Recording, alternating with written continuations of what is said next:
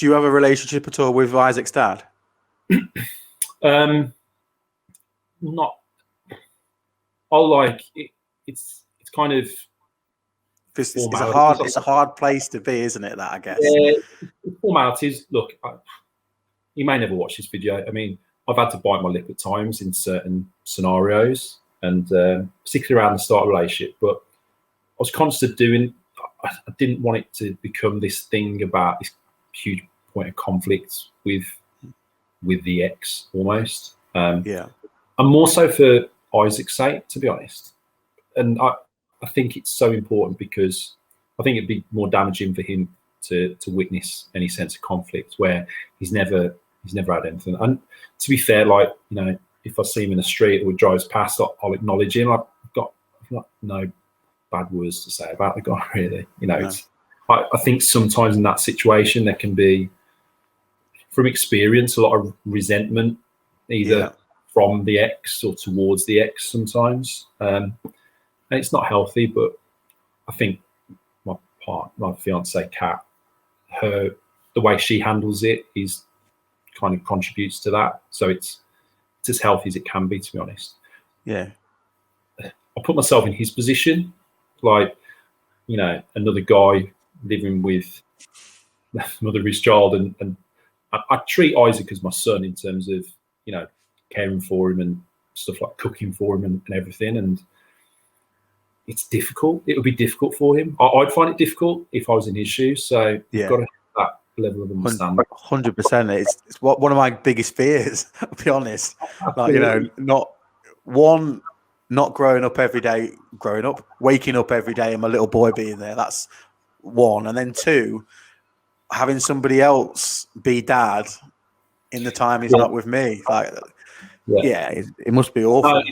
And, you know, I said I love him like my own. I never try and impose myself in a father figure. I think a lot of the time in the home situation, naturally it becomes like that. But, you know, me and his mom have that relationship whereby we're quite balanced in the way we are with him, and so it's a tough gig.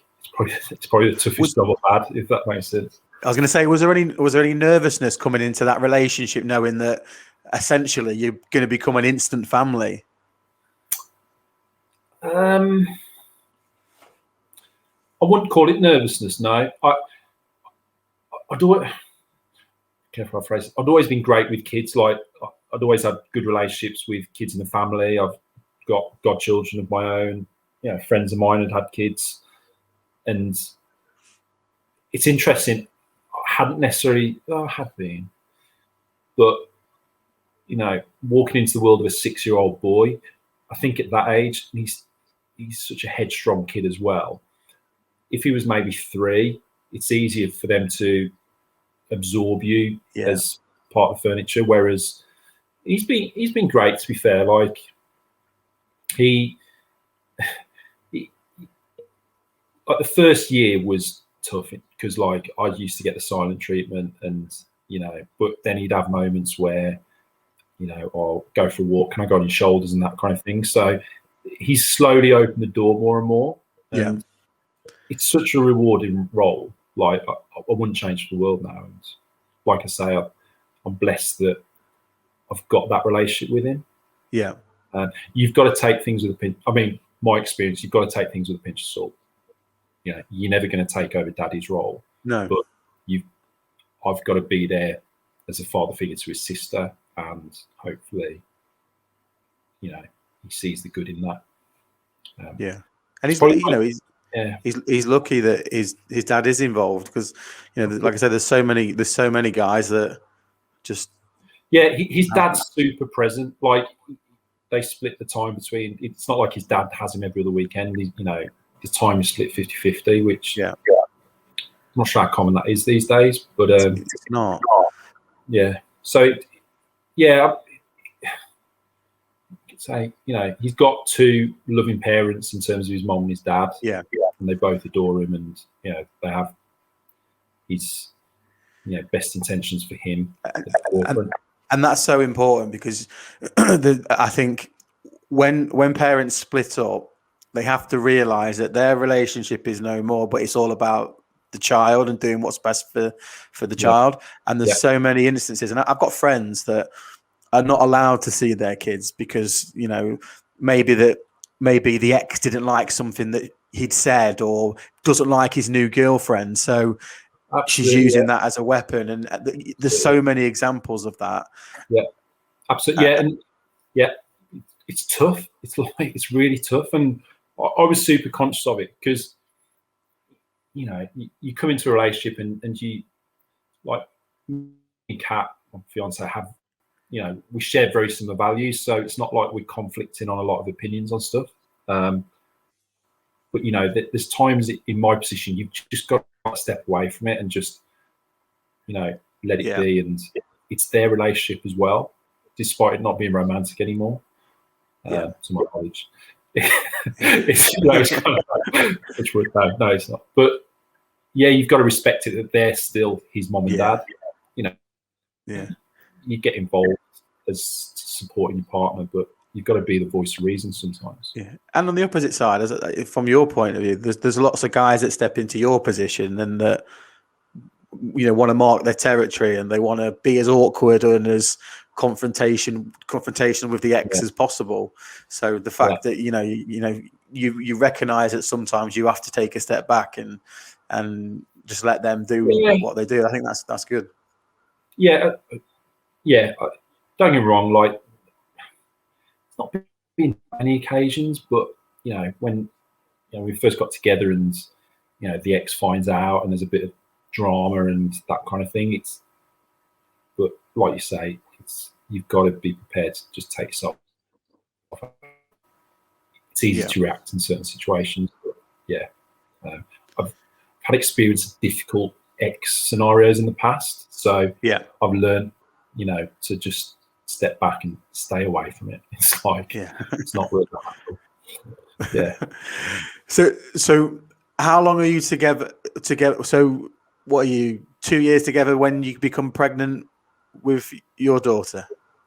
Yeah. So it was. So we had the chat over pizza in Cambridge for her birthday, and just to be exact about it, and that was like 12 plus the 11 months, so nearly 2 years in, I suppose. I think. Yeah. Was it? I was going to ask year? that. What was it? Was it? No, was it? It wasn't. It was less than 1 year. Sorry, mate. It was less than 1 year. Okay. It's one of those things. Like, I wasn't getting any younger. I know it's different for the male in the relationship. Yeah, biologically. She's not considerably younger than me, but she's in her earlier 30s, so she'd kill me if I said her age on this. So we just had the chat, and I said I think I'd regret it if we didn't have a child, being completely honest. Like, there was so much of our life that, you know, I think that was an experience for me, you know, having a child in terms of a stepson. Yeah.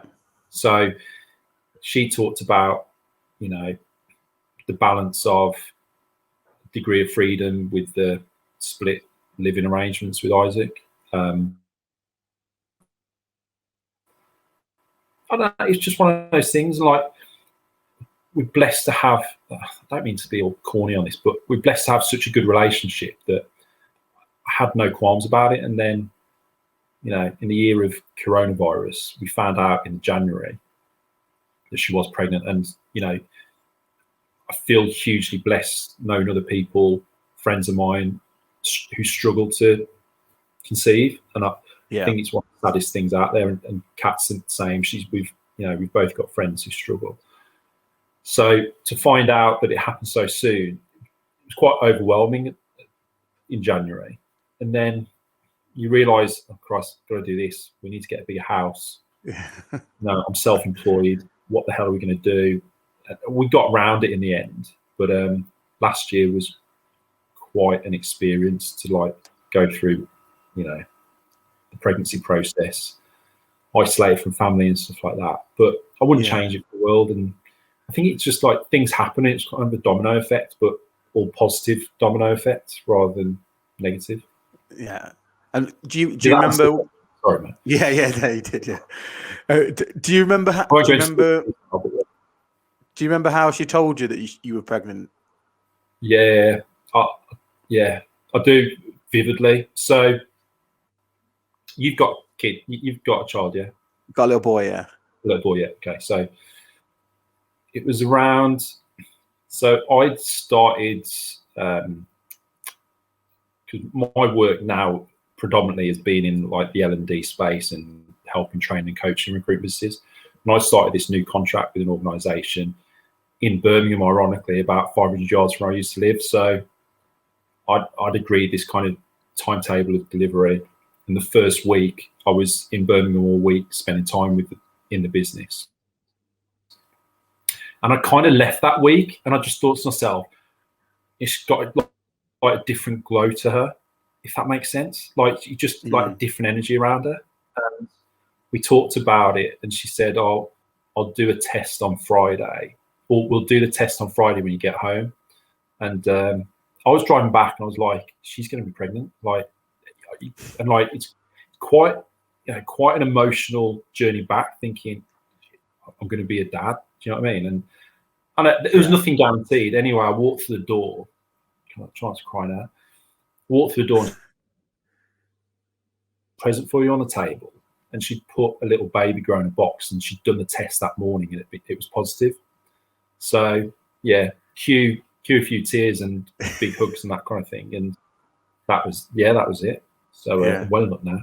No, it's yeah. So it was a really nice moment, but I suppose it made it special that like she surprised me kind of thing with one of those daddy sleep suits. Which, yeah. It was very, very fond memory. How was it announced to you? So I basically strong-armed my wife into having a kid. She didn't want any. You need to be careful how you word that, mate. I know, yeah, true. Yeah. Especially in today's world. Child with her, yeah. Okay, excellent. Yeah. So my wife didn't want kids, and she'll kick me for saying this, but I always tell the story that she would just put blockers in the way. So I was always pushed. So when we got to about, so I'm 36 now. Yeah. When we got to about 30, I was like, right, I'm ready. Like, let's have a kid. She was like, no, don't want one. And I wasn't in a sort of stable job really. Didn't have our own house or anything. So about 2 years after me saying, look, we should have a kid, she started saying, okay, well, I need to get married first. I need to have our own house. And I'm like looking at that thinking, well, I can't even afford, the third week of the month, let alone get married. So for me, it was always like, right, well, she's putting these in the way because I'm not going to get there. So I was like, right, I'll show you. So I was like, right, boom, got married. Okay. Then I was like, right, got the house. And then, no, sorry, it was the other way around. Got the house first, and then we got married. And then on the day of the wedding, I said to her, right, you're stopping the pill. She was like, well, no. Can't really remember on your wedding day. Yeah. She was. I was like, no, you're done. You are done. And she was like, oh, okay. So she agreed. Yeah, okay. And then I think it was like the first. We did all the ovulation apps and did making sure we were checking the dates, and I think it was the 3 months in it was, and then we were like, missed a period. We're like, right, let's get a test. Let's check it, and we did the test, and it was pregnant. Awesome. So was that your? Because you talked about like at the time you were not struggling financially, but you didn't have the money to pay for the wedding and stuff and buy the house. Was that at the heart of your motivation? Like that was the core motivation for you in terms of get to that stage. Yeah. Right. Tick that box now. Yeah. I have my child. 100%. Yeah. And do you know what? It was like, I was in a job I loved, right? And I used to work for a company. I won't name them on here actually. But I used to work for this company and I absolutely loved them. I lived less than a mile from the office. So I used to walk to work. But they were, you know, I was woefully underpaid for the job I was doing. But I'd been there 4 years. I loved it. And it got to the point where I was like, right, I need to go and earn more money. I've got to leave. Yeah. And within 12 months of leaving, I doubled my salary, like OTE, everything, doubled it. And I was doing the same job. So it was so frustrating. Yeah. But you know what? I found out that Kat was pregnant. Like I'd always had a stable job and was kind of financially sound. But then stepping away from permanent employment and being self-employed. And you know what? If you told me what happened, irrespective of the pandemic, but if you told me like, right, you're going to be in this house within the next 9 months, and you know you've got to where you are, I wouldn't. It just things happen. Say things happen for a reason, but it's amazing when you've got that motivation and you like you've got to get shit done, kind of thing. Yeah, kind of it kicks in. So yeah, fair play to you, mate. So yeah, no, you're right, and yeah, absolutely. Being self-employed as well. It's, you know, I'm now self-employed, and it's being self-employed and a dad. You do realize the pressure of actually being a dad and having to provide. It's not easy. Yeah, absolutely, mate. Yeah, absolutely. It comes with its own pressures, and I'd always wanted to be self-employed or, you know, have my own business. And I think 2 years after leaving permanent employment, I kind of landed into being more of a contractor than running a business. But it served me well in the end.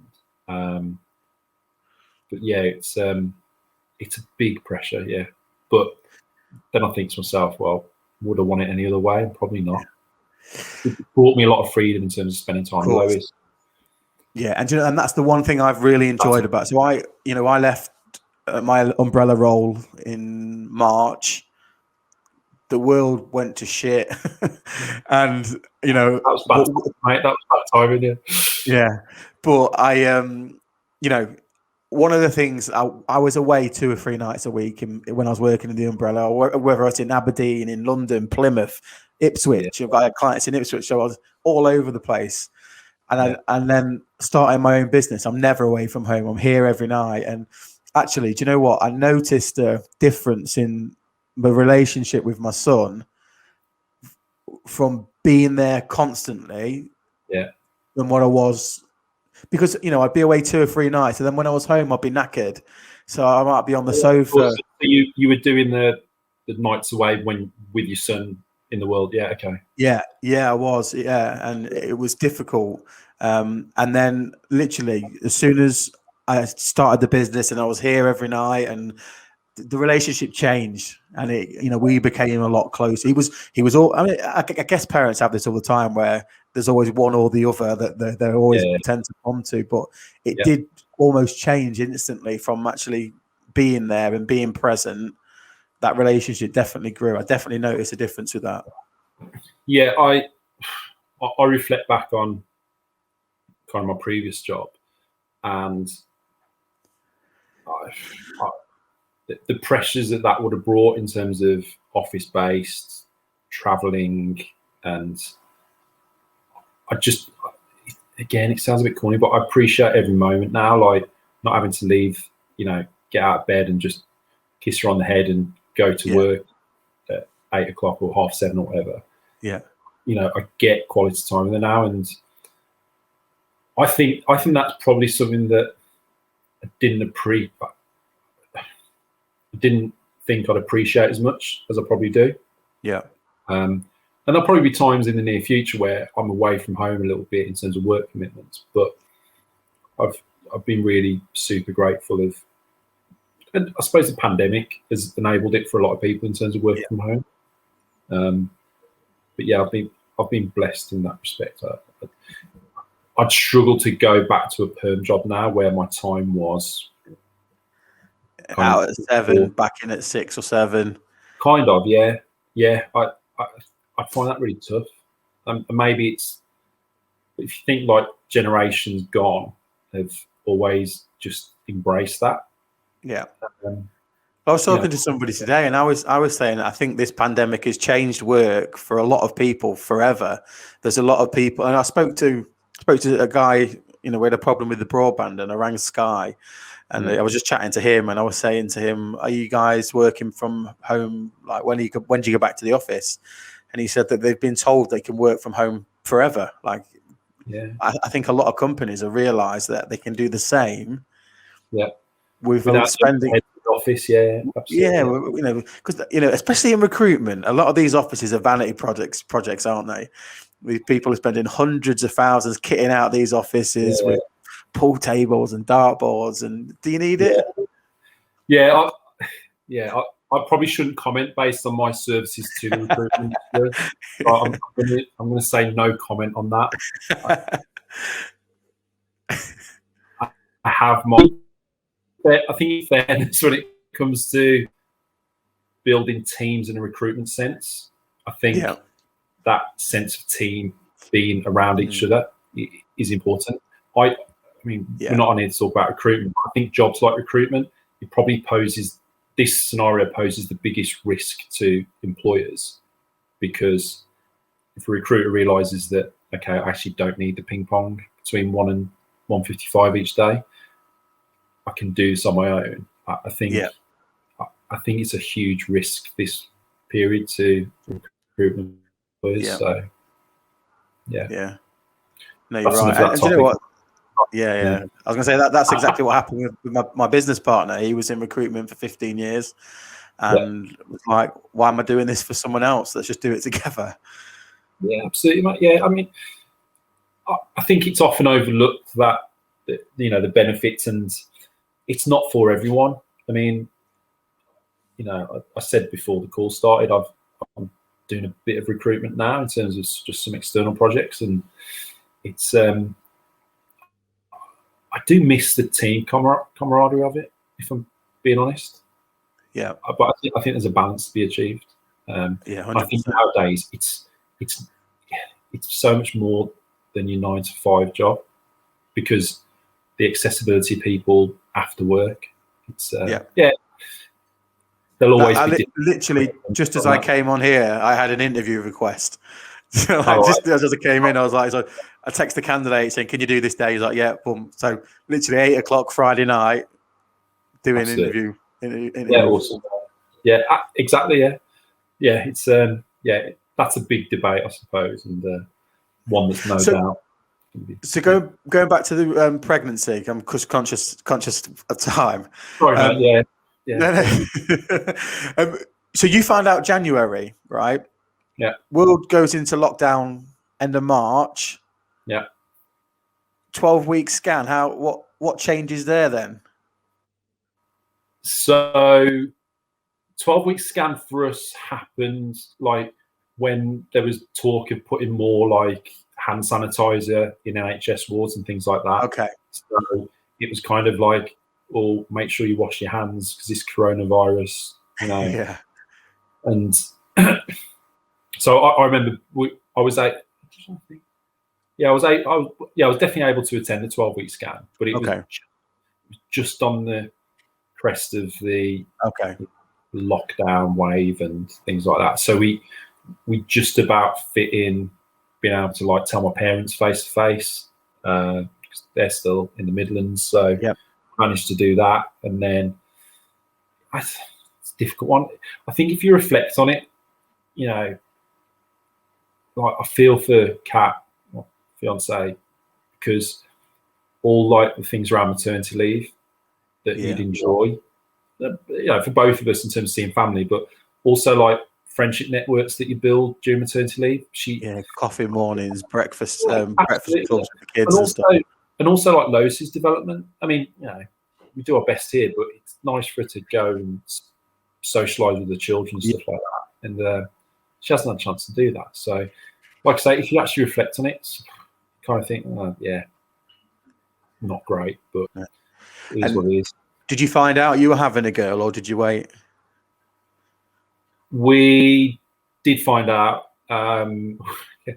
We passed the results, or we passed the information on to Kat's sister, who arranged for us to get this like cake reveal, and like Okay. then obviously the last one we bit into that was pink, and yeah, so much to Isaac's disapproval at that point because he really wanted a brother. But yeah, it's weird, you know. I wasn't really, you know, like you kind of want to please the other kid in some respects. So it would have been nice for Isaac to have a brother because he really wanted one. But I'm actually really, it hasn't really bothered me at all, to be honest. Yeah, I'm kind of, no regrets. I definitely wanted a boy. Yeah, okay, yeah. I get that. I think maybe because I had Isaac already, there was an element of that. That's it. I think like now, if I had another one, I'd have a girl, like, happily. But because I knew I had one shot and that was it, I was like, right, okay. I was like, it's got to be a boy. It's an interesting one. I suppose if I was to pick, I would have said a boy, but like, you know, I see in love with her, so there's no. And I saw something on Instagram about like every man wants a boy, but he almost needs a daughter. I think it was Dwayne Johnson, like, without quoting the great man, but it was that kind of concept of every man needs a daughter almost. And either way, I respect if like some people really want a boy or really want a girl, but I think most men's inclination would be a boy. I think I don't know what this is for everyone, but for me, and like, honestly, it was like I just sort of had this in my head where, and I know this is stupid, but if I had in my head, I always thought if I have a boy, I know what to do with a boy because I'm a boy, right? If I have a girl, what do you do with a girl? Like, I have no idea. Do you have brothers and sisters growing up? I've got 3 sisters, 3 brothers. Okay. Oh wow. Okay. So you weren't necessarily unfamiliar with girls growing up in the house kind of thing. Okay. Yeah. But paid no mind to it. It was either or for me, really. Like, I'm the unselfish part of me is like glad Kat's got a daughter. You know, she's got a son and a daughter now, and it's great seeing their bond, like the mother and daughter bond. So it's nice. Names wise, was that a problem or was that relatively easy? Oh, well, it was no problem because I got my own way, really. But we were like umming about boys' names. A bit of disagreement, not like major. And then we came across Lois, and Lois kind of stuck, like from the early days. And then the middle name, which we went for, Sophia, it'd always been one of my favourite names. And the Lois, I like Kat. Yeah, we were both happy with it. It wasn't like a frosty moment in terms of agreeing the name. But, it's all good. We can't really. I'm not sure what your process was, but ours was painful. Right. I think I'm pretty sure World War II started for less. Okay. Yeah. I got shot down on the World War II. You know, I got shot down a couple of times for certain ones that I wanted. So it was all about compromise in the end. But we finally agreed, and then we had a moment where we were like, we can't call him that anymore, and then we had a bit of a panic. So he was. So I always. Junior is this? No, so I always wanted Maximiliano. I love the name Maximiliano, Maxi for short. Like I quite like that. And my wife wanted more of an English name, so like Maxi would have been fine. Right. But I didn't. For me, it was Italian name all the way. So it was going to be something Italian. So I wanted Maximiliano. Now, the problem with Maximiliano is that in the Italian alphabet, there's no X. So you would pronounce it Maximiliano, but it's spelled Massi. So it's double S. Right. So if you think Yes, if you think Maxi Allegri, the old Juventus manager, his name is Massimiliano, but everyone calls him Maxi Allegri. So we argued over that for like a long time. She was like, "I'll have the name, but as long as you have the X." And I was like, "But the X is the Spanish pronunciation, and I'm not Spanish. It's got to be Italian." So then we agreed on Luca. So he was Luca for a good 5 months. Like that was his name. And I don't know. Do you watch Peaky Blinders? Pre-birth. Yeah, pre-birth. Yeah. Do you watch Peaky Blinders at all? If I'd had more to drink, I'd definitely do some impressions, but I won't. Well, do you remember I think was it the last series or the series before where they had the Italian mafia? Yeah. And he was called Luca Tancredi, wasn't he? Yeah. And so we'd picked Luca, and then that season was out, and just as we were coming up to the birth, we were watching this program, and it was like every week it was like Luca, and we were like, do you know what? We don't like Luca anymore. So then it was like something or Arthur. We were like, what are we going to call him? And then it was like, oh, Cristiano. I was thinking like Ronaldo. Yeah. And then it was, so he's called Leo. Okay. I call him Leonardo because that's his full name. My wife hates Leonardo, so we have this thing where she'll call him Leo and I call him Nardo just to wind her up. To be fair though, like Leo's more common these days, but it's nice that you've gone for Leonardo as the full name. I think that's nice. Yeah, nice compromise, mate. Yeah. The pregnancy, was it smooth sailing, or were there any complications throughout? It was pretty smooth, to be honest. Like there was, I mean, more for me than it was for Kat. There was like sickness, like nausea at times, but thankfully there wasn't any kind of anything like that. I think towards the end, she took her time coming out, and we had a bit of a scare where she couldn't, like, she was very still one morning, and we went to the hospital and it was all fine, thank God. And the labour, like she literally waited the full term and then the following 2 weeks, so she ended up getting induced. I was going to ask, were you together when? Yeah, we were fortunate that they let us. I was going to say, but everyone was together, right, at that point. Yeah, well, but like you heard some stories about dads not being there for the birth. Thankfully, I was that, because I think it was in a period where there was a bit of freedom in the lockdowns. Okay. In between lockdowns, I think. Whereas, like, I'll tell you what happened. I could go in and I was there, possibly because she was induced. I don't know, but I was able to be there throughout the whole birth, and that was intense. Christ, that was an experience. I was going to say, was it natural birth? Well, she pushed as much as she could. The consultant got involved. Like, there's no cesarean or anything. It wasn't natural in terms of gas and it is induced, isn't it? Like the injection she had, I can't remember the term. Epidural. Epidural, that's it, mate. Yeah, thank you.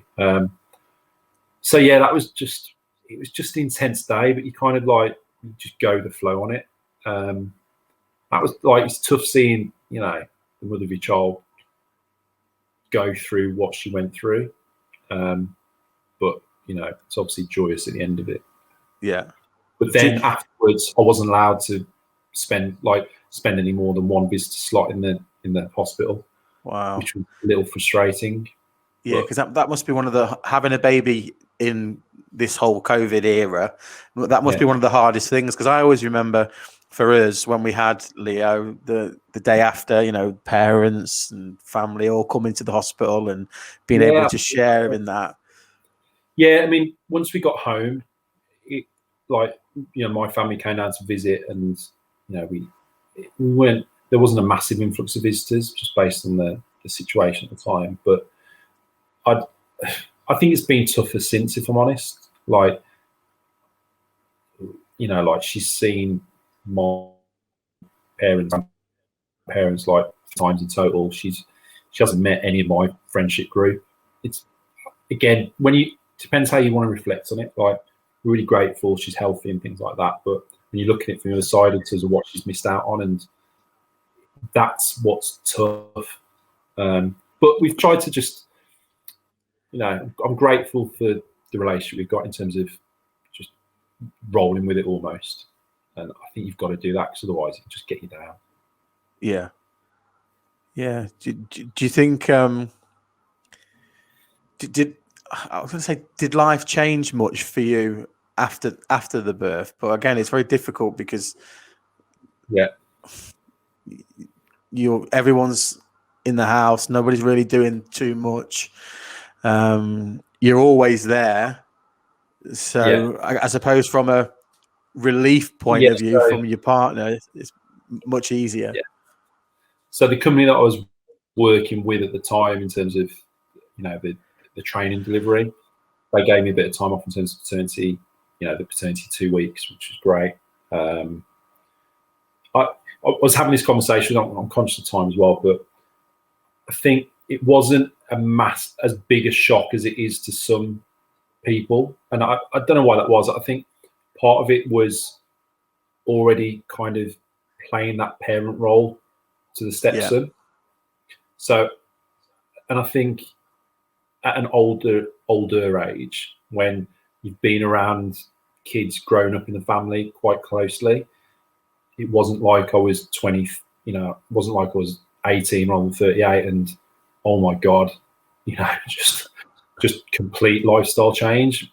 You're kind of used to it a bit, playing the parent. So yeah, it's a weird. I think different people go through different feelings. Like, I've enjoyed it though. It's not, it hasn't put me too far off path kind of thing. I imagine it's a much different position when you're, I don't want to say when you've got your shit together, when you're a bit older, but generally when you're a little bit older, you've got everything together, really. Yeah, like I love kids in the family, grown up, but I never felt ready for it in my 20s. No.